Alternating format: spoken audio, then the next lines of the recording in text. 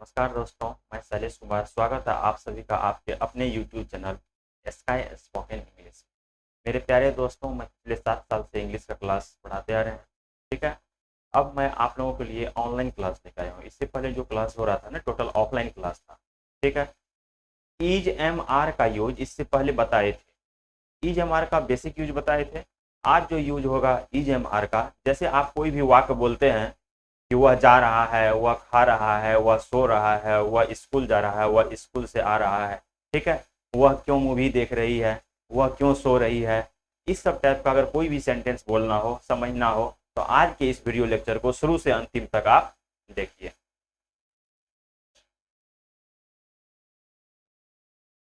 इससे पहले video lecture में भी बताए थे कि ही सी इट और नेम के साथ इज का यूज किया जाता है। ही सी इट और नेम के साथ इज का यूज किया जाता है। आई के साथ एम का यूज किया जाता है। और वी यू दे और प्लूरल नाउन के साथ किसका यूज किया जाता है? आर का यूज किया जाता है। प्लूरल नाउन और सिंगुलर नाउन होता है क्या, इस चीज को एक बार फिर से समझिए। दुनिया का हर वो चीज जो एक होता है सिंगुलर होता है। जैसे किसी व्यक्ति का नाम, कोई व्यक्ति हो, एक हो, सिंगुलर होता है। पेन है, सिंगुलर होगा। और एक से ज्यादा कलम के बारे में दर्शाइएगा तो क्या होगा? प्लूरल होगा। तो दुनिया का हर वो चीज जो एक होगा वो सिंगुलर होगा, उसके साथ वर्ब सिंगुलर लगेगा, यानी इज का यूज होगा। आई के साथ एम का यूज किया जाता है। ठीक है। वी यू दे और प्लूरल नाउन के साथ क्या होता है? आर का यूज किया जाता है। देखिए जो स्ट्रक्चर है subject plus is oblique am oblique are plus V four plus object. ठीक है। तो सब्जेक्ट क्या होता है, इस चीज को समझिए। पहले भी बताए हुए थे। सब्जेक्ट होता है अगर कोई काम हो रहा है, उस काम का जो जिक्र करता है उसे सब्जेक्ट बोला जाता है, या काम करने वाले को भी सब्जेक्ट बोला जाता है। हिंदी में उसे कर्ता बोला जाता है। ठीक है। तो सब्जेक्ट आएगा, उसके बाद इज है, फिर एम है, आर है, और वर्ब यानी मेन वर्ब का जो फोर्थ फॉर्म है, उसके बाद ऑब्जेक्ट आएगा। समझिए यहाँ पे सेंटेंस है लिखा हुआ है सी इज कुकिंग फूड, वह खाना बना रही है। सी इज कुकिंग फूड, वह खाना बना रही है। अभी बताए हैं कि सी के साथ इज का यूज किया जाता है। अब यहाँ पे कहिएगा कि सर अगर यहाँ पे लिखा रहता कि सीता खाना बना रही है तो क्या होगा? Sita is cooking food. तो सीता क्या है? नाउन है। और सीता के बदले में अगर जिस शब्द का प्रयोग किया गया है वह क्या होगा? प्रोनाउन होगा। यहाँ पे सी सिंगुलर फॉर्म में है, सी इज कुकिंग फूड, वह खाना बना रही है। आई के साथ बताए, आई के साथ एम का यूज किया जाता है। आई एम ईटिंग ग्रेप्स, मैं अंगूर खा रहा हूं। ठीक है। उसके बाद है माय मदर, तो माय मदर है, यहाँ पे सिंगुलर फॉर्म में यूज किया गया है। माय मदर के साथ वर्ब जो होगा यहाँ पे सिंगुलर आएगा। My mother is washing clothes, मेरी मम्मी कपड़े धो रही है। उसके बाद लिखा हुआ है दिव्या एंड चांदनी। तो जब दो नाउन एंड से जुड़ता है, जब दो नाउन एंड से जुड़ता है तो प्लूरल फॉर्म में जाता है, और वर्ब भी क्या लेता है? प्लूरल लेता है। बताए हैं दुनिया का हर वो चीज जो एक होता है सिंगुलर होता है, एक से ज्यादा होता है तो प्लूरल होता है। नाउन क्या होता है? किसी व्यक्ति, वस्तु या स्थान के नाम को, या आप जिस चीज को देख सकते हैं, छू सकते हैं, फील कर सकते हैं, सभी क्या है? नाउन है। हैप्पीनेस भी नाउन है, इंजॉय भी नाउन है, किसी व्यक्ति का नाम भी नाउन है। अब यहाँ पे लिखा हुआ है दिव्या, उसके बाद क्या है? चांदनी। तो दिव्या और चांदनी दोनों एंड से जुटा हुआ है, तो यहाँ पे दो सिंगुलर नाउन एंड से जुटता है, प्लूरल फॉर्म में जाता है, वर्ब भी प्लूरल लेता है, इसलिए यहाँ पे आर का यूज किया गया है। Divya and Chandni are singing a song, Divya and Chandni जो है गाना गा रही है। उसके बाद लिखा है Sushma is reading the newspaper, है ना, सुषमा समाचार पत्र पढ़ रही है, सुषमा समाचार पत्र पढ़ रही है। Sita is going to market, Sita is going to market, Sita बाजार जा रही है। जितना भी सेंटेंस बताया जा रहा है आपके रियल लाइफ में हमेशा ये यूज किया जाता है। प्रत्येक दिन सुबह से लेकर शाम तक हमेशा बोलते होंगे आप, हिंदी में बोलते होंगे, बस उसी चीज का इंग्लिश है। इंग्लिश बहुत आसान है, थोड़ा गौर से समझिएगा, बिल्कुल आसान लगेगा। आप हमेशा हिंदी में बोलते होंगे वह जा रहा है, वह खा रहा है, वह स्कूल जा रही है ना, वह स्कूल से आ रही है, वह क्यों नहीं पढ़ रही। पर सिर्फ टोटल उसी टाइप का सेंटेंस है, इसको समझना है, लिखना है आपको। नेक्स्ट है इट इज रेनिंग। देखिए इट इज रेनिंग, इट के साथ बताए हैं कि इट के साथ इज का यूज किया जाता है। और इट का जो यूज किया जाता है किसी नॉन लिविंग थिंग को दर्शाने के लिए किया जाता है, निर्जीव को दर्शाने के लिए किया जाता है, और किसी प्राकृतिक घटना को भी दर्शाने के लिए किया जाता है, छोटे बच्चे को भी दर्शाने के लिए किया जाता है, छोटे छोटे जानवर को भी दर्शाने के लिए किया जाता है। स्पेशली आप लोगों को जो है इज का यूज बताया जाएगा, लेकिन अभी यहाँ पे समझिए जो बताए हैं कोई भी प्राकृतिक घटना है उसे भी दर्शाने के लिए इज का यूज किया जाता है। जैसे बारिश होती है, बाढ़ आता है ना, तूफान आता है, ये सब क्या है? प्राकृतिक घटना है। वो वाला बारिश नहीं है ना कि जो ऑर्केस्ट्रा होते रहता है, ऊपर से पानी गिरा दिया है ना, बोलता है थाम के बरस, जरा थाम के बरस, मुझे महबूब के पास जाना है, वो बारिश नहीं है, वो हो गया आर्टिफिशियल, मानव के द्वारा। जो नेचुरल होता है, प्रकृति है ना, उस कंडीशन में उसे दर्शाने के लिए इट का यूज किया जाता है। तो इट इज रेनिंग, वर्षा हो रही है। ठीक है, अगर यहाँ पे यही रहता क्या वर्षा हो रही है, इज इट रेनिंग, इज पहले चला जाता है। नेक्स्ट है कि we are going to school, हम लोग स्कूल जा रहे हैं या हम स्कूल जा रहे हैं, ऐसे भी आप समझ सकते हैं। निशा इज प्रिपेयरिंग द ब्रेकफास्ट, निशा नाश्ता तैयार कर रही है ना, निशा नाश्ता तैयार कर रही है। आप इस चीज को समझना है, अगर आप चाय बनाते हैं, नाश्ता तैयार करते हैं, उसके लिए प्रिपेयर का यूज किया जाता है और कंटिन्यूअस फॉर्म में है, इसलिए इसमें ING लगाया गया है ना। जैसे मेडिसिन भी आदमी खाता है, वहां पे टेक का यूज किया जाता है, वह दवाई खा रहा है, ही इज टेकिंग मेडिसिन, है ना। वह चाय बना रही है, सी इज प्रिपेयरिंग टी, है ना, ऐसे समझना है आपको। उसके बाद है he is teaching the students, वह विद्यार्थियों को पढ़ा रहा है, वह विद्यार्थियों को पढ़ा रहा है, विद्यार्थी नहीं विद्यार्थियों, यहाँ पे स्टूडेंट्स है। ठीक है, वह विद्यार्थियों को पढ़ा रहा है। ये तो है जो आपके आंखों के सामने कोई भी घटना हो रहा है, इसे दर्शाने के लिए subject plus is oblique am oblique are plus V four plus object का यूज किया जाता है। और आपको क्या समझना है, कोई भी ऐसा कार्यक्रम जो आपके आंखों के सामने नहीं है लेकिन कहीं न कहीं वर्तमान समय में हो रहा है, तो उसे भी दर्शाने के लिए इस स्ट्रक्चर का यूज किया जाता है, subject plus is oblique am oblique are plus V four plus object. जैसे आप बोलिएगा कि वह आजकल फिजिक्स पढ़ा रहा है, he is teaching physics these days, या नाउ ए डेज भी बोल सकते हैं, now A days these days दोनों का मतलब आजकल होता है। ठीक है, वह क्लास 8 में पढ़ रहा है, he is reading in class 8, वह एक नॉवेल लिख रहा है, he is writing a novel, या बोलिएगा वह आजकल नॉवेल लिख रहा है, उपन्यास लिख रहा है, he is writing a novel these days. ठीक है, तो कोई भी ऐसा घटना जो आपके आंखों के सामने नहीं हो रहा है लेकिन वर्तमान समय में कहीं न कहीं हो रहा है, तो उसे भी दर्शाने के लिए इस स्ट्रक्चर का यूज किया जाता है, subject plus is oblique am oblique are plus V four plus object का। अब नेक्स्ट है निगेटिव सेंटेंस, जो आपको बताया गया है, इसी में जो निगेटिव आता है, तो पहले है सब्जेक्ट आएगा, फिर इज आएगा, फिर एम आएगा, फिर आर, उसके बाद नॉट। बस स्ट्रक्चर वही है, सिर्फ नोट लगाया गया है ताकि आपको समझने में, बोलने में, लिखने में कोई परेशानी नहीं हो। अगर आप नेगेटिव सेंटेंस भी बोलते हैं तो उसको आसानी से लिख लीजिएगा। अब लिखा हुआ है एग्जांपल देखिए, they are not walking in the garden, वे बगीचे में नहीं घूम रहे हैं। तो दे क्या है, दे के साथ हमेशा प्लूरल वर्ब का यूज किया जाता है। बताए हैं आपको इससे पहले कि वी यू दे के साथ क्या होता है, प्लूरल वर्ब का प्रयोग किया जाता है, आर का प्रयोग किया जाता है। आर एक हेल्पिंग वर्ब है, तो वे बगीचे में नहीं घूम रहे हैं, they are not walking in the garden. उसके बाद देखिए, they are not going to market, वे बाजार नहीं जा रहे हैं, या वे लोग बाजार नहीं जा रहे हैं, आप ऐसे भी इसे बोल सकते हैं। वी आर नॉट लाफिंग, है ना, हम हंस नहीं रहे हैं। उसके बाद है कि the dog is not barking, कुत्ता नहीं भौंक रहा है, कुत्ता नहीं भौंक रहा है। तो द डॉग यहाँ पे क्या है, सिंगुलर फॉर्म में है, तो जब डॉग सिंगुलर फॉर्म में है तो इसके साथ वर्ब भी क्या होगा, इज का यूज किया जाएगा। ठीक है, Sapna is not going to market, Sapna बाजार नहीं जा रही है। तो सपना है ना, सिंगुलर फॉर्म में है, सपना है किसी एक व्यक्ति का नाम है, सिंगुलर है, उसके साथ वर्ब भी क्या आएगा, सिंगुलर आएगा। सिंगुलर के साथ यहाँ पे किस कंटिन्यूअस फॉर्म में है, रहा है, रही है, तो क्या होगा, इज का यूज किया जाएगा। Sapna is not going to market, Sapna बाजार नहीं जा रही है। जरूरी नहीं कि सिर्फ आप ऐसे समझना कि सिर्फ सपना के बारे में, इस टाइप का किसी भी आदमी का नाम लीजिए जो जा रहा है, आ रहा है, नाम लीजिए, उस पर बोलिए कि वह बाजार नहीं जा रहा, he is not going to market, वह बाजार से नहीं आ रहा, he is not coming from market. ठीक है, Rohit is not teaching the students, Rohit विद्यार्थियों को नहीं पढ़ा रहा है।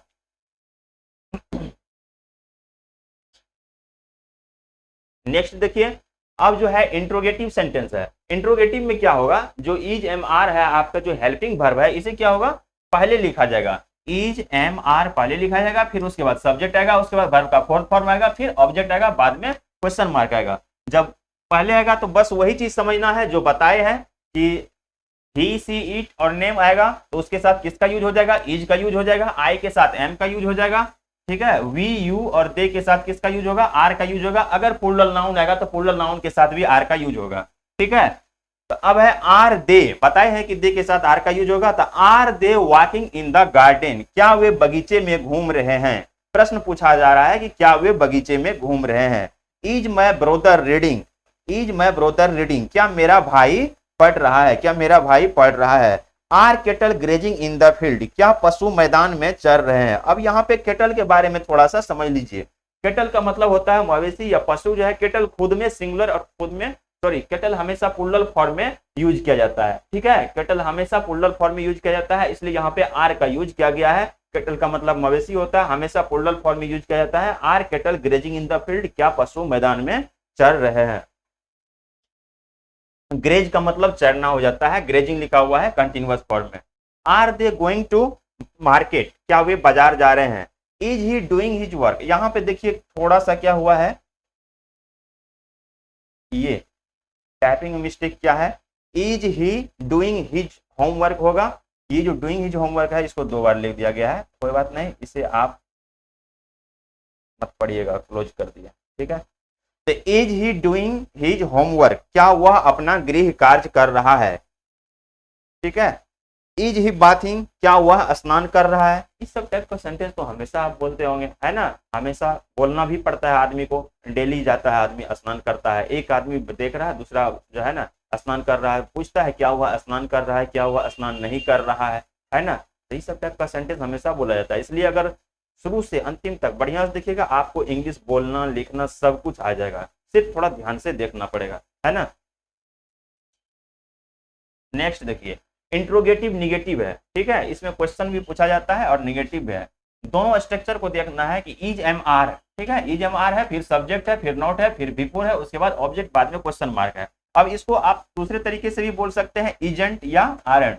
सिंगुलर फॉर्म के लिए इजेंट का यूज होगा और प्लुरल के लिए आरेंट का, फिर सब्जेक्ट आएगा, फिर बिफोर, उसके बाद ऑब्जेक्ट आ जाएगा। ठीक है, अब यहाँ पे हिंदी मीनिंग नहीं लिखा हुआ है, लेकिन आपको समझना है। Is it raining, isn't it raining, है ना, दोनों का मतलब क्या बारिश नहीं हो रही है, क्या वर्षा नहीं हो रही है। आर दे नॉट प्लेइंग या आरंट दे प्लेइंग, क्या वे लोग नहीं खेल रहे हैं। ठीक है, क्या वे लोग नहीं खेल रहे हैं। उसके बाद है, are we not doing our homework या aren't we doing our homework, क्या हम लोग अपना होमवर्क नहीं कर रहे हैं, क्या हम लोग अपना गृह कार्य नहीं कर रहे हैं। इज सी नॉट डांसिंग या इजंट सी डांसिंग, दोनों का मतलब यही होगा, है ना, क्या वह डांस नहीं कर रही है, क्या वह नहीं नाच रही है।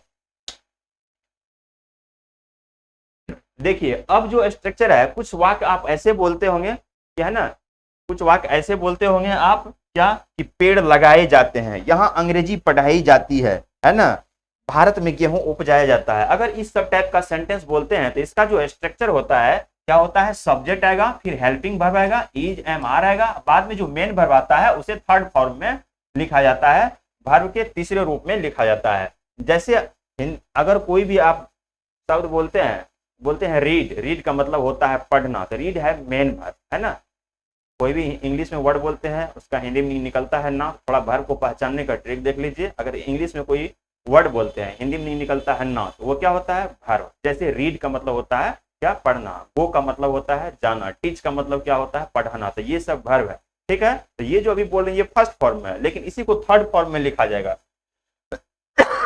सॉरी, ट्रीज आर प्लांटेड, पेड़ लगाए जाते हैं, ट्रीज आर प्लांटेड, पेड़ लगाए जाते हैं। इंग्लिश इज टॉट हियर, है ना, टीच का मतलब पढ़ाना होता है, यहाँ पे TAUGHT थर्ड वर्ब का थर्ड फॉर्म है। इंग्लिश इज टॉट हियर, यहाँ अंग्रेजी पढ़ाई जाती है।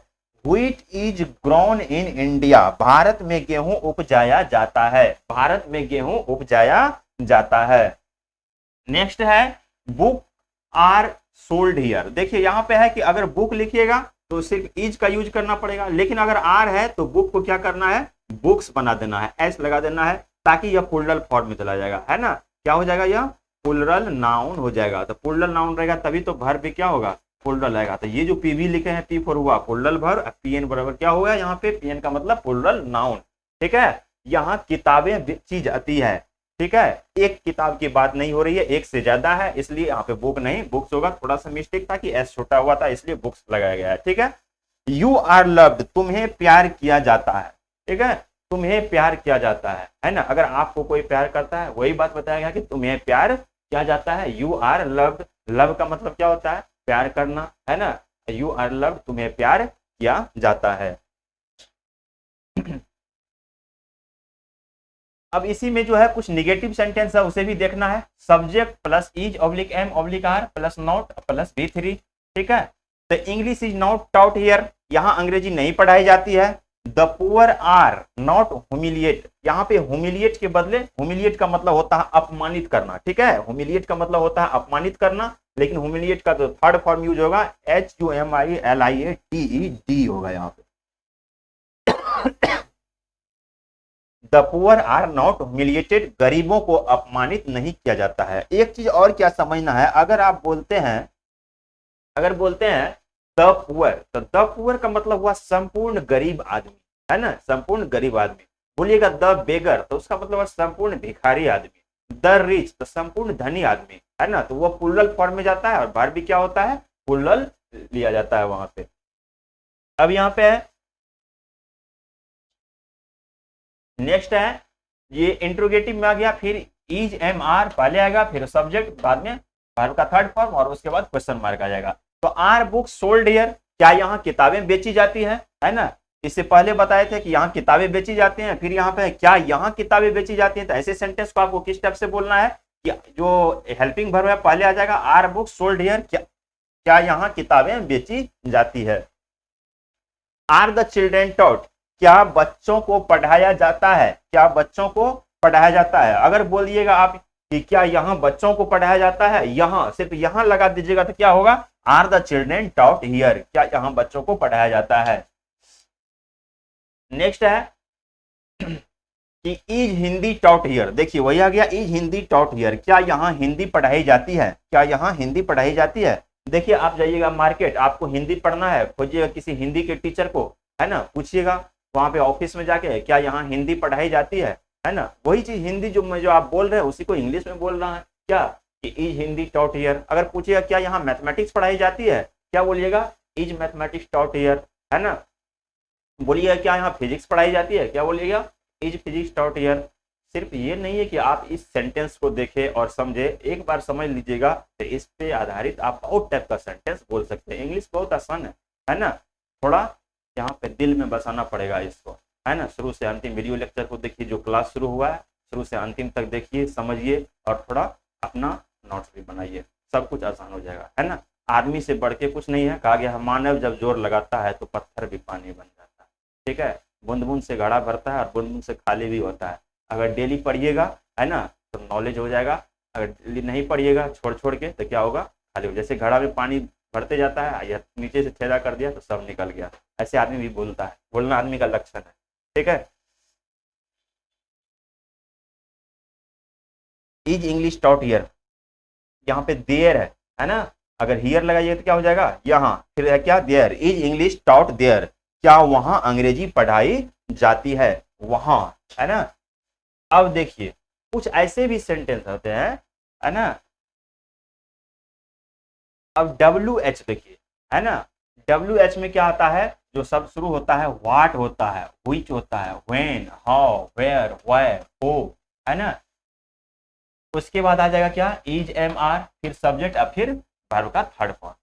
अब देखिए एग्जांपल, है ना, व्हेन आर यू टॉट, आप लोगों को कब पढ़ाया जाता है, आप लोगों को कब पढ़ाया जाता है। आपका कोई दोस्त है ना, और आपको भी वहां पे पढ़ना है, तो आप अपने दोस्त से पूछते हैं, दोस्त से दोनों में अंतर है ना, कि आप लोगों को कब पढ़ाया जाता है। बस हिंदी तो ये हमेशा बोलते ही है ना, क्या बोलिएगा, when are you taught, when are you taught. तो इसके बाद है सोना कहाँ पाया जाता है, क्या है, where is gold found, where is gold found, सोना कहाँ पाया जाता है। नेक्स्ट है why is he not taught, उसे क्यों नहीं पढ़ाया जाता है, उसे क्यों नहीं पढ़ाया जाता है। How is English not spoken all over the world,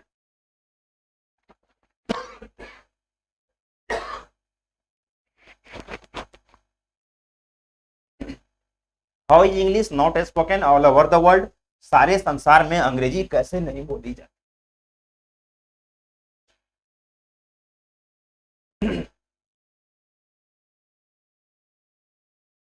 next है subject plus is oblique am oblique are plus being plus V3। कुछ सेंटेंस ऐसे भी है जिसको कि आप बोलते हैं कि कि ये काम की जा रही है, वो काम की जा रही है। जैसे दुकानें बंद की जा रही है, तो इसमें क्या होगा, पहले सब्जेक्ट आएगा, फिर इज आएगा, फिर एम आएगा, उसके बाद आर, फिर बीइंग, फिर V three. The shops are being closed, दुकानें बंद की जा रही। The roads are being repaired, सड़कें मरम्मत की जा रही है। तो यहाँ पे देखिए रोड नहीं, रोड्स है, रोड्स, ठीक है। एक से ज्यादा सड़कें के बारे में बात हो रही है, इसलिए यहाँ पे वर्ब क्या हो जाएगा, प्लूरल हो जाएगा, आर आ जाएगा। उससे ऊपर भी देखिए, है ना, शॉप का मतलब दुकान, वहां शॉप्स है, एक से ज्यादा दुकानें के बारे में बात हो रही है, इसलिए शॉप्स आर हो जाएगा। The shops are being closed, दुकानें बंद की जा रही है। The roads are being repaired, सड़कें, है ना, सड़कें मरम्मत की जा रही है। नेक्स्ट है the match is not being played today. अब इसी में the match is not being played today, match आज नहीं खेला जा रहा है ना। आईपीएल का मैच होता है, ओडीआई होता है, वनडे होता है ना। आप दोस्त से पूछते आज मैच हो रहा है, बोलता नहीं नहीं आज मैच नहीं खेला जा रहा है ना, आज मैच नहीं खेला जा रहा है। बस जो आप हिंदी में बोल रहे हैं ना, उसी को इंग्लिश में बोलना है, आज मैच नहीं खेला जा रहा है, क्या होगा, the match is not being played today, ठीक है। The poor are not being help, गरीबों की मदद नहीं की जा रही है ना।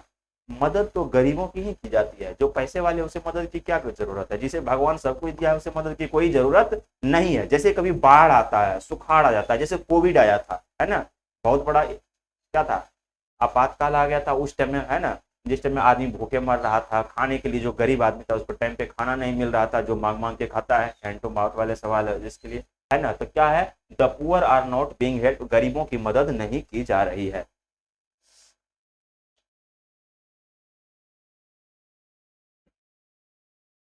You are not being taught, है ना, तुम्हें नहीं पढ़ाया जा रहा है, तुम्हें नहीं पढ़ाया जा रहा है। उसके बाद है I am not being help, मुझे मदद नहीं की जा रही है ना, मुझे मदद नहीं की जा रही है।